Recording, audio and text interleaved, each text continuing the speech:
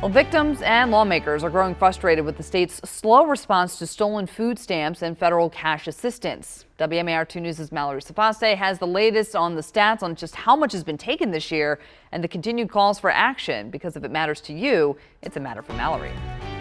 Each month, we hear from someone new who had their SNAP or temporary cash assistance swiped from their accounts before they could access their funds. The amount stolen so far this year is more than triple that of last year. But we still haven't heard from the governor or the Department of Human Services on what they plan to do about it.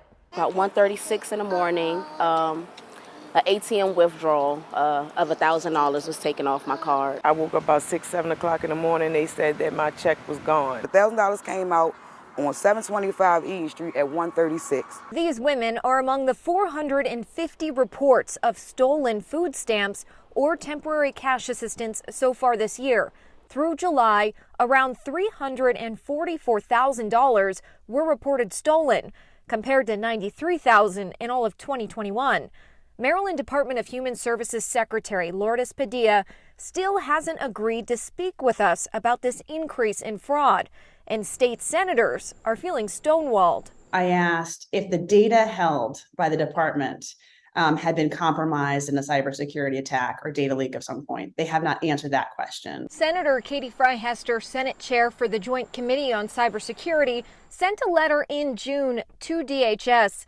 A month later, she received a response. But it didn't really answer the majority of the questions that I was asking, including the contact information for someone at Conduit, the vendor being paid $30 million by the state to implement and operate the electronic benefits transfer system. I also asked the department how they plan to increase the security of the EBT cards to prevent the fraud, which is obviously, as you said, increasing. I have not received a response. We asked the same thing.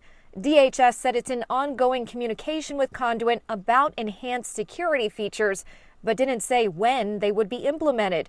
And there are no state funds appropriated to reimburse victims of this type of fraud. Why do you think the department isn't doing more to help victims? They don't have the staff. The staff that's there has been working there a long time and is burned out.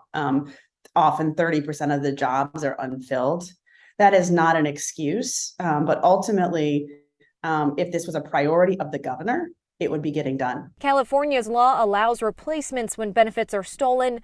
In Maryland, that's not the case. I think it's ridiculous in a state that has a $6 billion rainy day fund that we need legislation to tell them to reimburse these victims of theft $300,000 or whatever the total is now. But if that's what it's going to take, that's what I'm prepared to do. Victims can apply for other state assistance programs. However, that takes time. Congressman Rupersberger's office is also working on drafting federal legislation in response to this nationwide issue. For WMAR 2 News, I'm Mallory Safaste.